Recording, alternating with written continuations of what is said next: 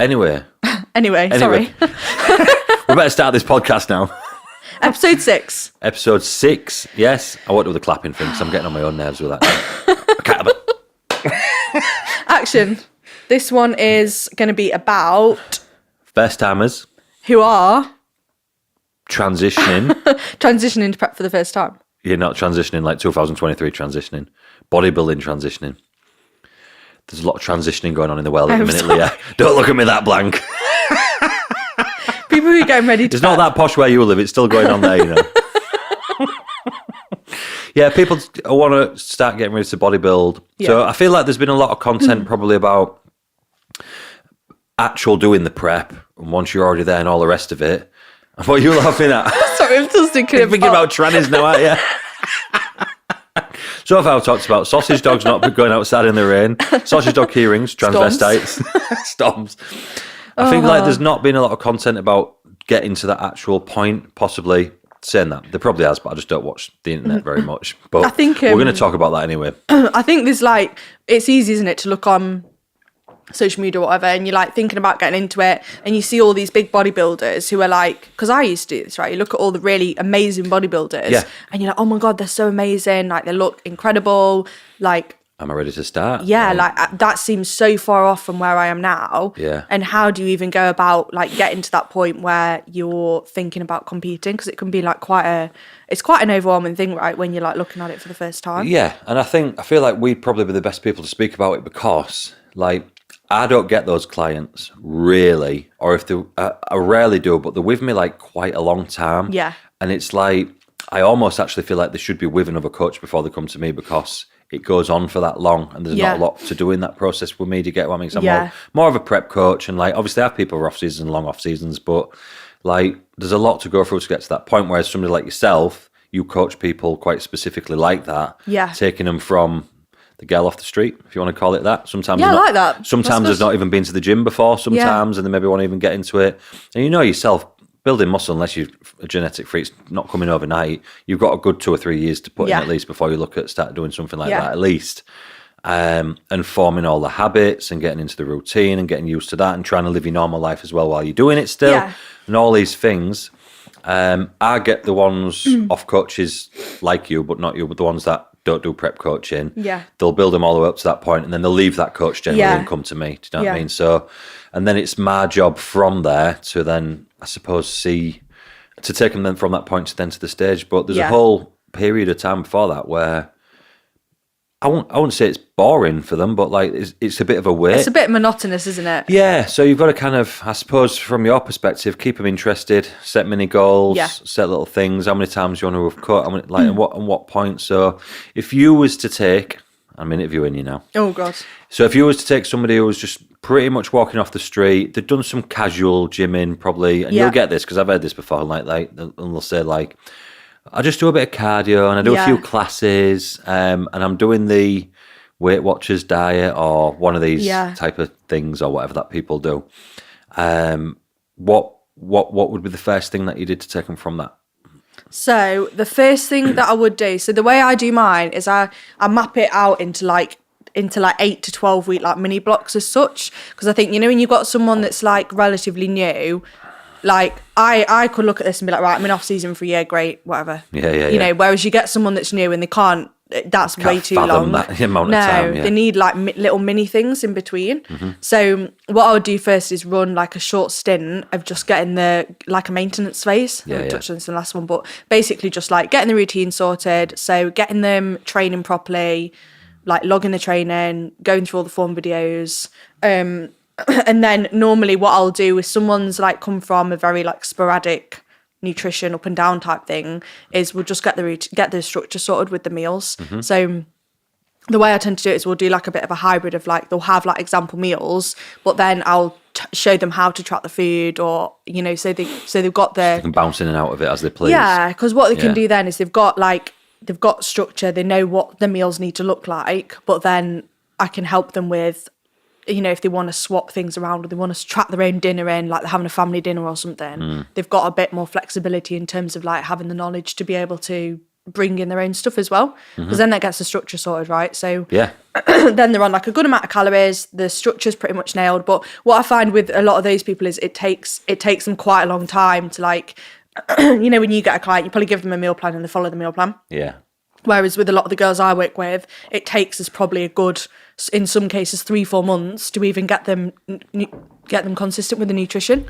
Yeah. So it's like working through, right, okay, this week we're going to work on prepping your lunch or getting your lunch ready for work. Right, okay. So you have to like take it a bit more, just one step at a time. Yeah. So once then I've got the structure sorted and the training hard and the hitting everything, then you can kind of gauge, right, where are we at? Do we need to go into a building phase? Do we need to go into a fat loss phase? Because I think the structure is very similar to like bodybuilding. Yeah, and just run it round in blocks like that. Yeah, I think it just takes a bit longer to actually get that. They're not getting muscle, have they? Yeah. Generally, so yeah. You have to work through that. So what do you do then with impatient people? How do you treat them? Yeah, because you get some clients, I bet you all have had this as well. You get some clients where they come to you and they just want to compete like straight away, and they don't have an understanding of actually how long it takes to get like ready to get on stage. Yeah. And I get some of these, and it's like, it is a question that I get asked sometimes, like when do you know if they're going to be ready? And for me, all this background work's been done by either people like yourself, or they've done it themselves or whatever. And then if it hasn't, because sometimes I'll get people come and they've got a decent amount of muscle, but they've not really used to living the life. Yeah. So I'll have to take them through living the life for a little while, but it's not as long of a process, do you know what I mean? Because a lot of that's already kind of been done. Yeah. But they've got the muscle, so you get loads of people that they'll just be eating whatever, eating protein bars, eating this, eating that, slamming whatever down them. They're semi-lucky genetically, and they've like gained some muscle just off the back of just training like crazy and all the rest of it. I get quite a few of them come through. But I think like, and I had this conversation with a client this morning, funnily enough, like, I'm just not a compliant coach, as in like, I'm not just going to go along with what the client's saying. Do you get what I mean? Yeah. So like, and you see this a lot, and this frustrates me when I see people on stage, and I just think they shouldn't be on stage. Like they're not ready. Just not enough muscle. Yeah. I mean, conditioning's a different thing. That's like, they've probably messed the prep up, or they didn't know what they were doing or whatever. But like, someone who's just too small, they've just not got enough muscle yet. They've just not taken enough time before to like get ready. Yeah, and I think that's a bit of a key point. I think there's a point in the middle where you have to decide, like, are they ready or are they not? And it's that kind of key point, that taking people from that. And I did just say to someone this morning, like, because they were wanting to compete. They've just started with me a few weeks ago or whatever. They was wanting to compete in like June, and I had to kind of say, like, because she's not even in a poses yet. Do you know what I mean? It's hard to completely give a thing until she gets in some poses. But I had to say, I think we're going to have to wait maybe till the following year. Yeah. And that can be quite a hard conversation for coaches to have with clients, like, because they don't want to upset them. They might leave, and they might be worried about like. But I think if you get to the point where you're more worried about your income than you are your clients' best interests, then your income should probably go and be downhill anyway, because you're worried about the wrong stuff. And I think what you can do at the start as well, like if you get a client and you think, they're interested in competing, like you can just sit down and just map out like a time frame. So like what I will do with and you do the same as well. What I'll do is I'll sit down and be like, right, this is where we're at. This is how long we need to probably be in like a building phase for, because we need to build like quite a lot of muscle or whatever, and we'll map it out, and then we'll be like, right, and we'll do like a bit of a mini cut here, and then they've got an idea of, right, this is what the next like 3 years look like. Yeah, and it creates it creates a little bit of urgency as well. Yeah, because if you're just like, let's just keep training. Yeah, people drop off face of the earth, won't they? Imagine if you were just rocking up and you're like, yeah, I'm just, I'm going to compete at some point, but for now I'm just like training and eat my food. Yeah, and I kind of used to be a little bit like that even when I was coaching, because I was so driven as a competitor. Yeah. And we never had all this like working in blocks and shit like that. It was just like, go to gym, smash. Get the right mesocycle. Yeah.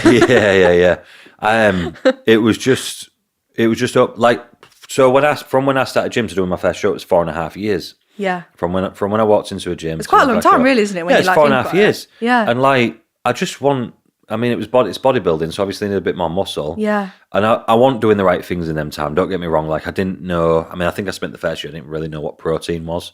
I just went to the gym and was just training like fuck. And I was growing. Yeah. And then, like, after a year, my mate was like, what about them protein shakes, do you think? So don't get me wrong, I want bodybuilding that time. Yeah. But my mate was like, what about them protein shakes? I was like, yeah. So we went to, like, health shop. Yeah. Bought a tub of, like, granny protein or whatever and, like, shared it. Was having, like, one a day. Was like, oh, yeah, I can feel it working. Creatine in, like, capsules, like these big capsules that you swallow and that. That come later down the line. But yeah, I mean, if I'd have had the right direction, I'm pretty sure I could have halved that time, obviously. Yeah. But I taught myself how to train from just watching training videos, taught myself how to eat from reading Flex magazine when I finally found out what Flex magazine was. Like, and that's the way it was, you know what I mean? But I didn't get bored in that 4.5 years once. Yeah. I was driven to fuck every single day. All I thought about was getting bigger. So it was hard for me when I was coaching to realize that everybody's not my brain. Yeah.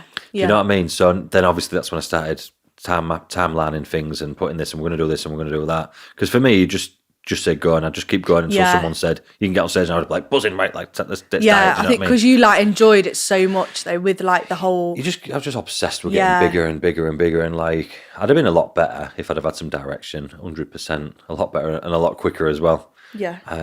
But that's not really to do with the point. It's just like. That's how you got to do it with the clients, I think. Yeah. Like setting that out and just not, like I say, not being a compliant coach to everything that, like, and it's the same when you're getting people ready for getting on stage. Like, don't let them get on fat just because you've said they're getting on stage at that time. You can always move it around. That's a hard conversation to have with people, but you want to get paid to be a contest prep coach, which can be good money. You're going to have to take some shit with it, you know what I mean? So, like, if somebody's... And to be honest, it doesn't really happen that much anymore. You might get the odd outlier that's, like, they're not really made for it, like we spoke about in the last podcast. Or... I think all the girls I have prep well, do you know what I mean? I don't get any really flaky ones. So, like, if...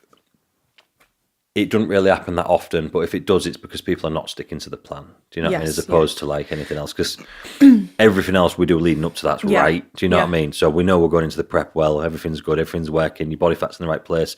We're going from loads of calories, all the rest of it. So the chances are, if they're not making to this stage, it's something they've done as opposed to the plan. Do you know what I mean? Yeah. But I'm not going to get down to 3 weeks out. And I had to actually pulled somebody out of the November shows. I pulled a girl out of that. And it's not fun. I don't like having them conversations, but it's fucking necessary. Yeah. Because what they're going to do then, they're going to go up on stage. They're going to be out of shape. And some of these, and the first timers don't know half the time. They're just going off what you're saying as well, if it's a first timer. And then what? They get there, they don't get called out, they come last, they have a bad experience. Yeah, and then they get put off it. And then they get put off it, and they think you're a dickhead anyway. So you might, if you're going to have them think you're a dickhead, you might as well have it like 5 weeks out as opposed to 5 weeks after the show. Do you know what I mean? I think it's difficult, isn't it? Because when you're like getting into it as if you've never competed before, in your head it's like new and it's exciting, and it's like you want to get on stage because you're excited about it and you want to go and have fun. But it's like if you haven't got, unless you're someone that's come from like a really competitive sport background and you probably got a good amount of muscle and like your routine's pretty good, it's probably going to take like a few years of actually going through, because you're basically doing the same process but without the competing at the end, right? So you're basically doing the off season, doing like the diet and the prep, but without going to the extremes of it. But you probably need to run a good few cycles of that. Yeah, running them phases on repeat. But I mean, I suppose you could set other little goals, I suppose, like photo shoots and things like that. Yeah, I do that with quite... So with what I do with quite a lot of the girls is we'll be like... Because I'll get some girls and they're like, right, I want to compete, but the training isn't consistent. They've not got anywhere near enough muscle. Mm-hmm. So we basically have to do a whole prep process, but just do a shoot. So we'll do like a building phase. But sometimes, right, the building phases can be like going on they need to be probably going on a year to get enough muscle on. Yeah. So it's like you're running that, and then we might do a shoot prep that's like maybe 12, 16 weeks. That's basically the first half of the prep. Part of a prep, Yeah. And then they're in a good place, and then it's like, right, this is like your start point to actually go into a good off season, and then go into a prep. So it's like, and it gives them 4 rounds. Yeah, but I mean, the cool thing about that, especially with the photo shoot thing, which I do think is a great idea, it gives you an insight and them an insight to where they're at. Yeah. Because like you say, with girls, especially in the off-season, like, sometimes they'll diet down and there's nothing there, and sometimes they'll diet down and you're like, whoa, where's all that come from? so good, isn't it? So you never quite know I mean, you've got an idea, but you never quite know what's under there. Yeah. Do you know what I mean? So that all comes popping out Yeah. to the surface. And it'll give you some insight as well on how they diet, Yes. how they can stick to things, how the body reacts to things, blah, blah, blah, blah, blah, blah. All the things that you kind of need to know. So, like, running with that phase with a client for you was awesome, because then when they can finally come to it, you know, I'm inside out. Yeah, yeah. And you know then, like, if you've gone through the building phase and you've done the prep, you've got all your structure sorted, because that's the biggest thing, isn't it? It's like if you're going into a prep, you're probably going to be on a meal plan. So you need to have ran like a good amount of time before, like knowing you can stick to the plan, getting all your meal timing sorted. Because imagine, this is like what I did on my first prep. So I went into my first prep and I had no routine and no structure. And I was like, yeah, I'm going to do a prep. And then I was like, just dive straight into the channel. Like, I have to follow a meal plan and I have to like eat the same food every day. Yeah, that's boring. I was like, what? What? It's a bit extreme.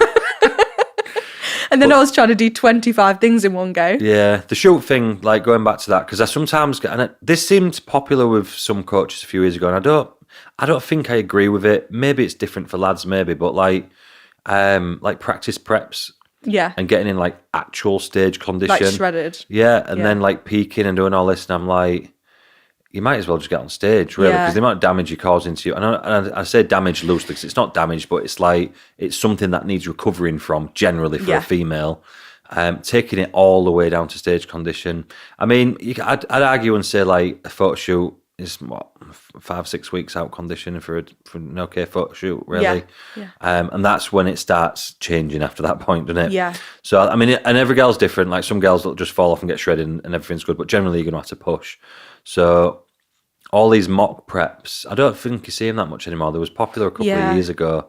And I was thinking when I was looking at them, I don't know if that's a good idea. You know, I don't think I would like to get like, if I was doing. You want to go through all that? No, just to I have a look would not be doing that. That's what I mean. Just to have a look and see what it's like and all, and then you've got it all to.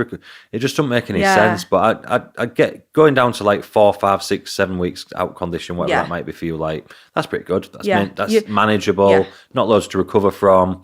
Probably most girls still got the periods at that point and things like that. It's mad with the, and I know this is a bit of a sad topic, but it's mad the difference in the way people's periods go. Like some people, you pull a bit of food off them, and that's it. And like a month later, it's gone, and you're like, Jesus Christ, you know what I mean? The body's like panic mode. Stop, we don't need to be having babies right now.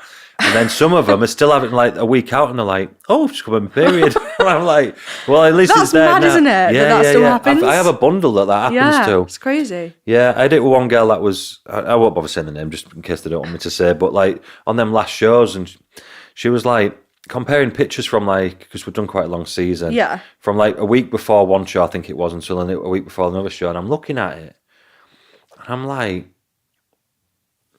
Because we've been reversing like towards the back end of the shows, like away from the shows. I know you talking about. And I was looking at it and I was like, I said, that's hormones, that. And she's like, I can't remember what she said. I'm like, I'm sure. And then 3 days later, she come on a period. Yeah. You know what I mean? So I'm thinking, how she softened up from, do you know what I mean? Yeah. And it come out of nowhere, and places were still tight and others weren't. And I'm like, that's going to be, and it was, that happened just before the show. Yeah, that's mad, isn't it? I know, it's mad. Yeah, it's mad. So some girls, but I know that's a bit of a sad topic, but I do find it crazy how some people's bodies are so like do you reactive. think people have like a set point as to where they naturally like hold like sit body fat wise, and like some people's bodies are happier, like can stay leaner and the bodies are okay, and then some people maybe, yeah. I mean, the person I'm talking about, that was the leanest she's ever been in her life. She's been competing quite a lot of years and she's never been that lean. Yeah. And she still managed to keep a period. Smash the prep. Yeah, she's a good prep, yeah. And she still managed to have all that. So I don't really know the answer. We can look. This is the thing with all like scientific stuff. Like you can look into it as far as you want. It's not going to change the reality of what's happening. I just react to what's happening in real life, and we go from there. If someone's due on a period, don't carb them up. Do you know what I mean? It's as simple as that. A bit fuller. Don't do anything where it's going to make it even worse. Yeah. But anyways, getting down to them points of what you're talking about, they might lose the period, some of them, but generally a lot of them have probably still got it at that point, really. And I think at that point you can see like what someone's looking like when they're leaner.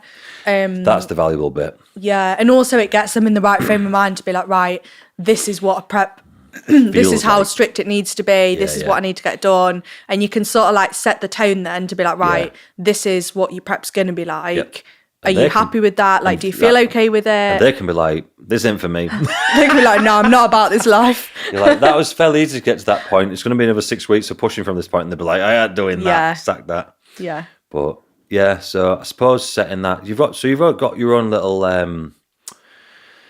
like, I don't know, phase of life to go through before you look at the bodybuilding. Do you know what I mean? Before it actually gets to that, there's a big chunk of work that can be done, which is nice for people to know that are watching this that probably don't know that, because they'll be thinking, this is a never-ending piece of string, this. So I can even start looking at going to a proper bodybuilding coach and blah, blah, blah, and all the rest of it. Do you think there's like a best time to go? Or do you think, because I think like the longer the better, really. Yeah, what best time to move over somebody like myself? Yeah, so like if you've got someone that's maybe like very, very much with a lifestyle coach and they're like the one and prep, do you think there's like a set time, or do you think just... Yeah, I think just if there's a little bit more muscle left to be gained, that's sound. Do you know what I mean? Because we can do that. But like they're already, like you say, they're already in the getting used to eating like a bodybuilder, training like a bodybuilder. They can already train, because there's no real point in coming to somebody like myself and like, I've got to go through all the training because they don't know how to squat. They don't know how to like perform basic. Like there's no, I'm wasting what like they're paying me for. Do you know what I mean? Because that's not where I sit best for my skills. Do you get what I'm saying? Mine's more to take people to the next bit. So they'd be better off with somebody that's not quite there. Do you know what I mean? Yeah. And go through that. And I get a lot of like, a lot of calls, and I have a lot of calls with people, and they'll come from coaches that they're doing a fantastic job. Do you know what I mean? When you came to me from Danny, she'd done a really good job with you. But they've just not got... And sometimes the coaches will be like, oh, I'll take you through a prep. And I'll often get like, if I'm doing this, I don't want to really be chancing my arm on that they're going to get it right. Do you get what I mean? Because obviously I've been doing it on repeat for millions of years. Yeah. They just know that they're all right. Do you know what I mean? So I get a lot of that. I get a lot of them feeling a bit guilty about leaving them coaches after they've been with them for ages and they've done such a good job with them, got some good places. I get a lot of that as well. Yeah. But then, it's just kind of handover, and there's no mark on the coach. Do you know what I mean? It's just like, you just use your different coach for different choices. Do you know what I mean? Yeah. And and sometimes there's a lot of resetting to do. Sometimes they might come from some maniac coach. I was just thinking, what the hell we've got? I bet you've had some mad stuff, haven't you? Yeah, I've had some mad stuff. Yeah, mad. I can't. Can you say this on the podcast? What's like the craziest thing you've had when a client's come to you, and like what coach has been doing with them? I had a call yesterday with a woman, and she'd actually done a show, and the coach had her on 3,500 calories in the off season and no cardio, and then the prep started at, I think it was, I can't remember what she said, say 16 weeks out. Yeah. Put her calories down to 700. What? And then a cardio started at an hour and worked its way up to 2.5 hours. And she did the prep? She did the prep. Wow. And then the coach, I don't know how much I should say. I'm not mentioning any names, am I? So it doesn't matter. Yeah. And then the coach just ghosted her on prep on peak week. Oh my God. And then posted it on his grid after she come third. That was. I said this was only the other day. This. I said this is actually one of the maddest ones I've never heard. That is actually mad. I've never heard one that mad. You go from 3,500 to 700 calories in one diet change. And that was it for the whole prep? Yeah, just left it there for the full prep. Yeah. I think I would have actually died. Yeah, I mean we don't even get clients down to 700 calories. Never mind, pull it straight down. God, imagine how starving you'd be coming from 3,500 calories. I said to her, I don't need to worry about you sticking to a plan, do I? Because she stuck to it and she did it. That's impressive. Yeah, it's impressive, yeah. Mad. Yeah. So that's one of the mad, but you hear mad shit like that all the time. I'll have them where they're coming, they'll be eating like 700, 800, 900, 1,000 calories, and they've been doing like circuit training type cardio, like for 6 months straight. Yeah. And they're still nowhere near in shape. Yeah. Not that should validate any of it anyway, but they're still nowhere near even in shape. And then often, and I've just been through this with quite a few girls this year actually, that came to me in 2022, I'm spending a full year fixing that. Yeah. Yeah, blood's done, they're fucked. Bodies, as soon as you give them an extra 100 calories, they gain 2 pounds. Like, it's like that. Yeah. They're just in dire straits. So. And you have to spend time, like, basically working fixing the food up, getting them in a good spot again. Yeah, working through all the stuff that obviously you have to go through normally, but fixing all the problems, and they have to go through generally a phase where they get quite fat. Yeah. Because there's not much way of ducking around it at that point. Yeah. That's actually really interesting, because I find that a lot with, like, you know, when I get clients that have come from really heavily dieted backgrounds, or, you know, it's normally typical like mums that have spent like years. Yeah. Like on the fad diets, like up and down, yo-yoing. How long have you been dieting for? 3 years. Yeah. Since 2007. since I had my last child. How old is he? Is it college? That actually happens though. That's the mad thing. I know. Like they'll be like, I've been trying to lose weight since I had my kid like 25 years ago. Yeah, I know. It's mad. But then it's like they've basically got themselves in a position where they're doing like no proper training and they're just hammering the diet in. Yeah, and then you have to, it's like what you said, you have to spend so long like working the calories up. Yeah. It's hard to keep the faith because obviously they see themselves getting fatter, and they have to say to them like, "You're going to have to go through. You've done that. Like now you're going to have to go through this. But give it 12 months and we'll have it sorted." Do you know what I mean? Yeah, you have to like build it up to come back down again. Yeah, you have to build it like we say with after a bad post show. Really, you've just got to spend that time building up. Yeah. Getting a bit of blood work done is often quite handy because you'll often see that the thyroid's a little bit in the gutter and things are a bit crashed down and all the rest of it. And then we get the blood work done later in the year and it's back in a good healthy range and all the rest of it. Yeah. And then I'll be like, let's go. Yeah. And then we'll take some off, build them back up, and then they're sat in a nice spot, and then they start looking at doing what we want to do then, which is bodybuilding. It's like a priming phase to get them actually ready. Yeah. To go for it. And do you know what? I've got a lot of respect for them girls. Yeah. Do you know that? Just put the trust into, because they probably put the trust into a lot of idiots before that, and they don't actually know what you're going to do. Yeah. So I've got a lot of respect for the fact that they'll put the trust into you to take them through it, and like, they can see that they're getting fatter every week and fatter, and they're not comfortable. Do you know what I mean? Because they've spent X amount of years not eating much and staying in averagely not great condition, but not too fat. And you've got to go through all that to get them back to where you need to. Yeah, because it's like you can't go the other way, can you? Because if you got someone, what are you going to do? You got someone that's on like 1,1400 calories, like you can't go down. Chronically dieted. What are you going to do? Like, I know you can't go anywhere but up. Yeah. And then let them sit there for ages. Yeah. And get everything fixed, and then knock them back down, get them in shape. Yeah. So that's basically like the that's basically the main thing, isn't it? If you're thinking about competing, you got to just run those phases before the actual competing and go through like getting your structure sorted, getting your routine sorted, getting your training in a really good spot, and then you're set to actually go into the actual bodybuilding. Yeah. The actual bodybuilding part of it. And then if you've got a coach that does both, like Leah, or then it's time, if you haven't, and it's time to move on to someone more experienced, like myself. Yeah. Plug. To then take you through that. But yeah, I think that's a lot of it, really. Yeah, and even if you're looking at, so I'll get some girls that have come from like just purely lifestyle coaches, and they're like already training well, they're like in decent shape, they like know how to train properly, and it's then just like maybe transitioning, like the coaches might have done a lot of like if it fits your macros with them, or like more flexible, like social stuff, like that sort of thing, and then it's like transitioning onto more of a meal plan structure, or like even things like looking at setting the meal timings in place, that sort of thing. Do you feel like, I feel like we went through a phase a few years ago where if it fits your macros for bodybuilding seemed quite popular. I think like it's gone back to normal now. I think a lot more people are just following food plans.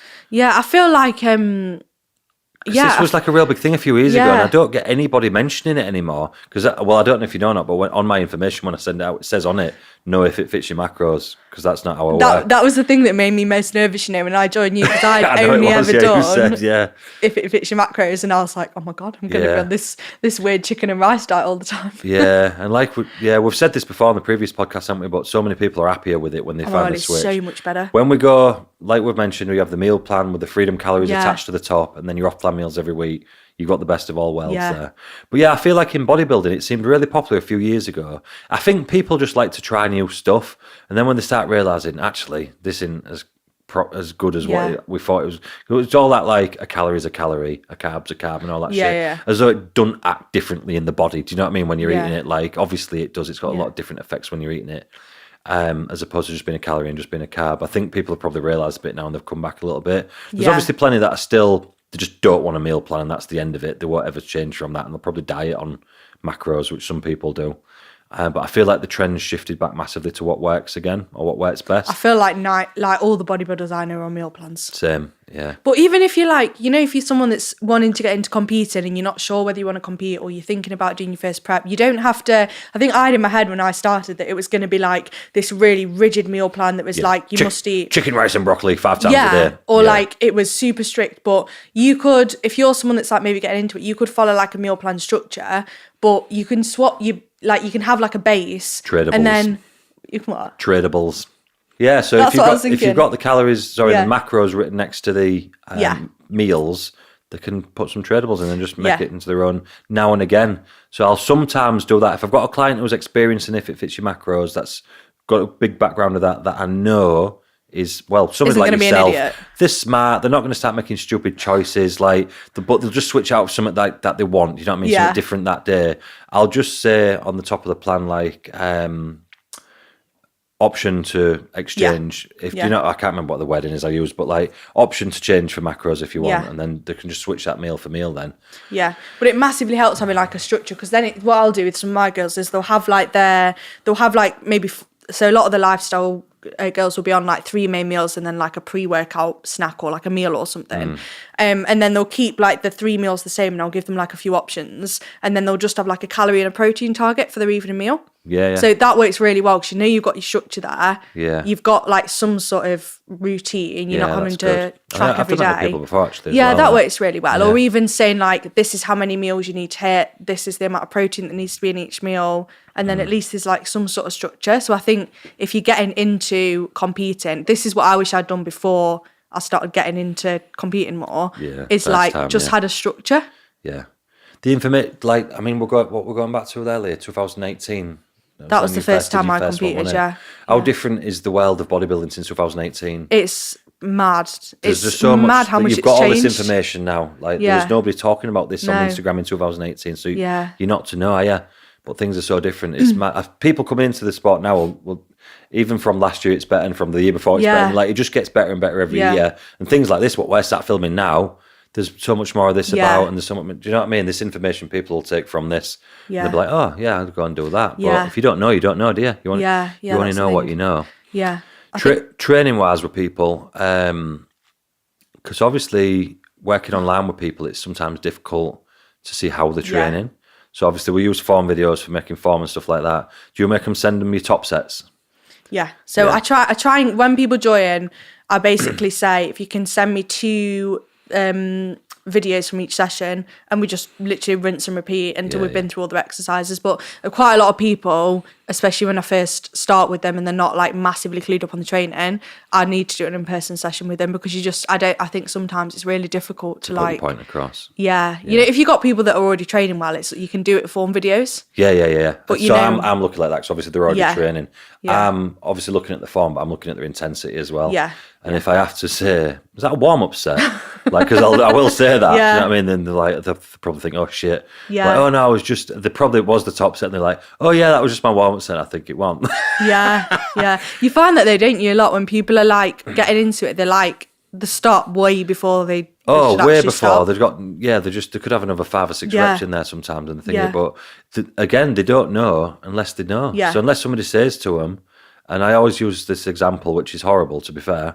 But I'll just say, like, if you had an internal monitor fixed into your body that tracked your effort, and so someone could read if you was going at 100% or not, and somebody had a gun to one of your family members' head. I use this example as well. Yeah, if someone had a gun to your mother's head and they pulled it, if you didn't hit 100%, was that your top set? And they'll go, all right, I get the point. Yeah.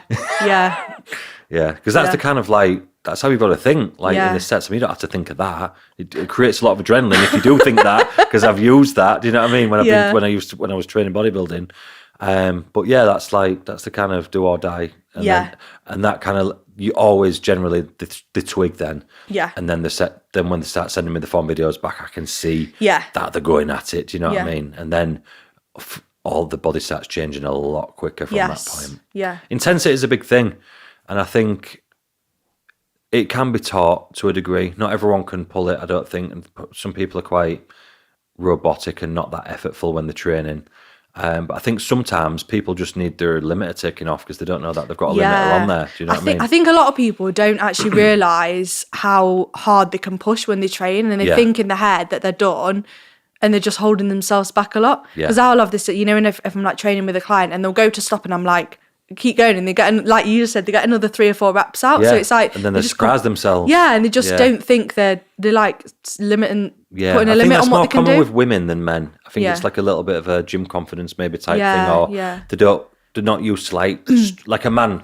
Like when you're growing up as a boy, you're scrapping with your mates. You're putting a lot of effort in. You're trying to pick stuff up and see who's strongest. And you don't really get that with women as much. You know what I mean? So they're not used to maybe putting crazy effort into stuff. Like maybe that's what it is. I don't know. I'm just guessing, but it makes sense. Yeah. And so once you've started to pull that plaster off a little bit and see what they've got, they can really go for it. Do you know what I mean? So people say you can't teach intensity, but I don't think it's teaching intensity. I think it's just showing people what they're capable of. Yeah, just putting a bit of belief in themselves. I think a lot of women are not just talking about women, but you know what I mean.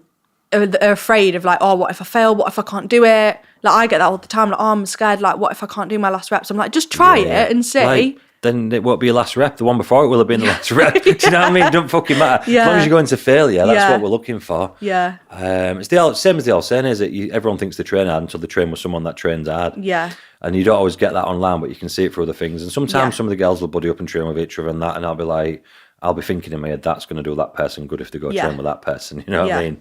And they'll do it. But yeah, that's how I track it. I'll just watch the top sets. Yeah. So they'll think they're sending it for form, and I'm not just looking at form. I'm looking. See, I was the opposite way around when I learned to train. I was a maniac before I learned how to train. Yeah. So my form was like the worst thing you've ever seen in your life. You know that jerky guy in the gym that's just throwing shit around and bap, bap, bap, bap, bap. That was me. Yeah, that was me. But I was intense, and I grew a lot of muscle like that. I got a few aches and pains like that as well. But then I learnt the form actually further down the line. Yeah. Yeah. But I'd rather tame a wild bull than try and make a tame bull wild. Do you know what I mean? That's where I am with my clients. Yeah. And sometimes I've just got it. I used to get girls like that when I was personal training, fellas obviously when I was doing that as well. They come in the gym and they've just got it. Do you know what I mean? I think it must be in my family gene, I think, because my brother doesn't train, but he has trained now and again. And he's a big 6-foot kid, big broad kid, but he works on building site and just drinks wine and beer, and he's not interested. But when he has trained, I was looking at him from the other side of the gym years ago when we was young, and I thought, that's my brother over there. And he's just got a bar, and he's just like, bah, bah, bah, bah, bah, just going crazy with this bar. The form was insane, like the worst thing I've ever seen, but it was intense. He was going for it. I thought it must be in the blood, maybe. Inherited. Whenever I was like, just calm that down a little bit and just fuck off. Yeah, some people are just like, I find as well, and again, going back to the sport thing, when I've had clients that have come from sports, they can push themselves because they've grown up doing that. Yeah, they know what the limit. Yeah, they know how to push the limits because that's the only way you get better at sports. Yeah, you don't get better at sports by just taking it easy. Just going for a little stroll in the park. No, they push it. But that's the main thing, isn't it? Really, if you can use that time before you prep to get your training really good, get a really good structure. Yeah. Get all that nailed, and then go through your phases, and you can use that time as well to learn about. Everything. Learn about your posing, get stuck into that, go and watch some shows, get your head around the different categories. Because all that takes so much time, doesn't it? To learn about and understand. Spend some time absorbing some bodybuilding, innit? Yeah. Yeah. And just keep your focus. Don't think about the stage. But don't.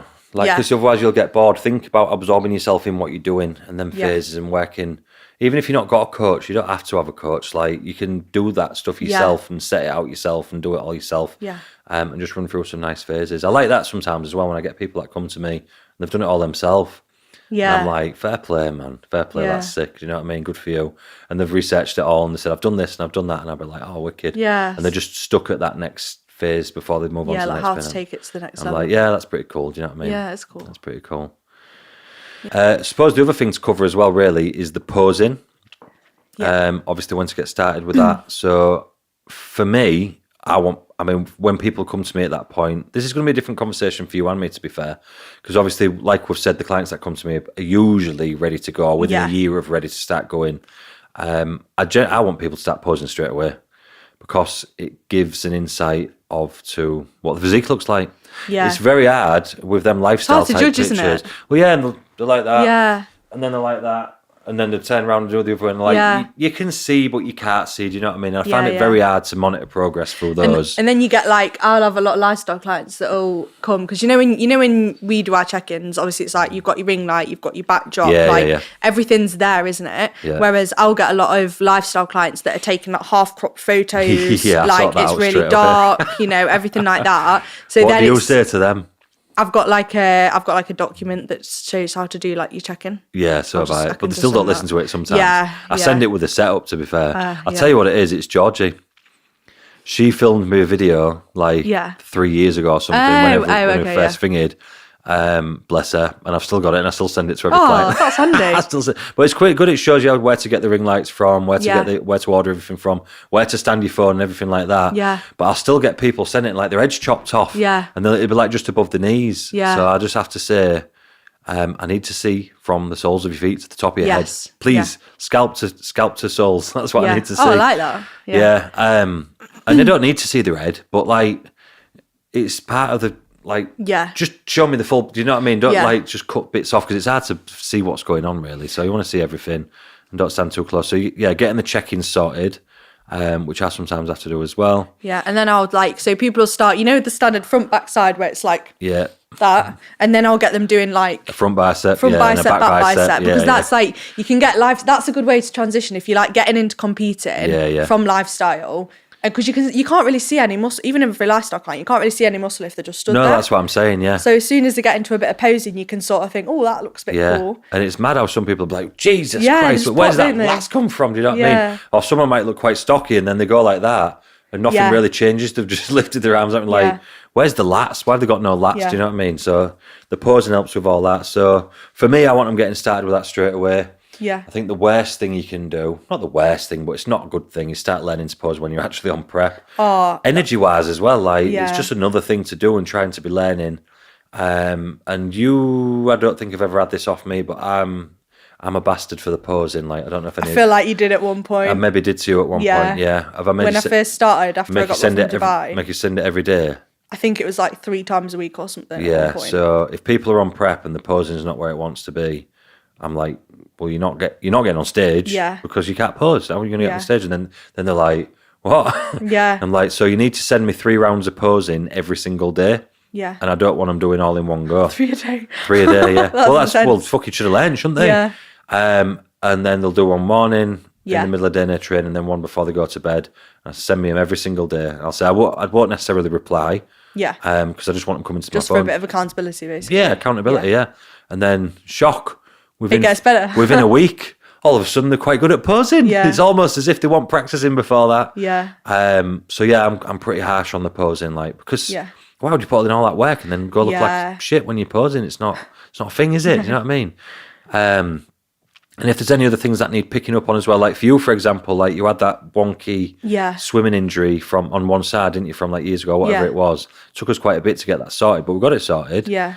Little things like that you pick up on. Imagine if you would have just started, if that was your first prep, and then you didn't start sending me posing until you was on the prep, and then I was looked at that and I'd be like, what's going on there? We won't be able to fix it, would we? Yeah. And also it's quite nice because if I'll get people posing as soon as they say, I'm thinking about competing, I'll be like, right, go and get a posing session in, because if you don't compete, you're not lost anything. You still know how to do it. But then it's good because you've got the photos from right at the start to for them to look back on to compare, because otherwise you get halfway through they made a ton of progress and then you're trying to compare competitive poses with the normal front and back ones, so it's quite nice having that right at the start to look back I've had that when I've had someone for a year or something, and the first few months they've been doing them type of things. I'm like, I can't really compare their normal. Do you know what I mean? It's quite nice getting them in at the start, and then you can see how much the posing's come on as well in the photos. Yeah, that's true. So posing's super important. So even though you might be a couple of years away, at least maybe get some basics done. Then maybe just have a session every few months and keep on top of a bit of practicing.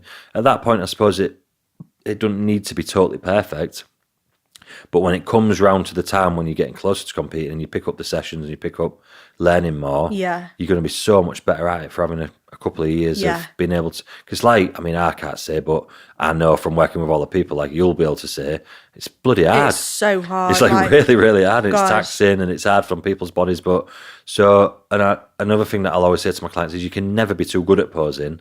Yeah. You can never ever be too good at posing. That's not a thing. Do you know what I mean? Yeah. So why would you not take longer Yeah. to do that? Do you know what I mean? It's not Yeah. about just standing there looking muscly. Yeah. You want to be able to present it nicely. And in the figure classes and bikini, well, all women's classes, that can be the difference between first and fifth. Definitely, yeah. Absolutely the difference between first and fifth. I've seen so many girls that are mint and they walk out and my client's on there and I think, fucking hell, who's this? And then they go and then they start posing. I think, we're all good. We're all good. She can't pose for shit. We're all good. And they've won them. Do you know what I mean? And this other girl that's often sometimes had a better physique. You'll see them drop down into third and fourth, and they should have won the show easily. Do you know what I mean? Yeah. They just can't present themselves. Yeah, and then you can enjoy it a bit more as well. Like if you pose it and you're taking your time, you can just like do a bit of posing, have a bit of fun with it. Mm-hmm.